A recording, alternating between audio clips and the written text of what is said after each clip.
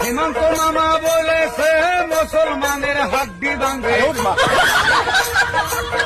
এই কথা শুনে দাদা ধর করতাছে হাইরে, এই কথা শুনে দাদা ধর করতাছে।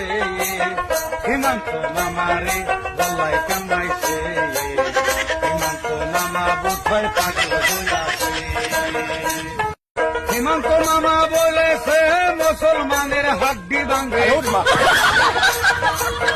এই কথা শুনে দাদা ধর করতাছে হাইরে, এই কথা শুনে দাদা ধর করতাছে।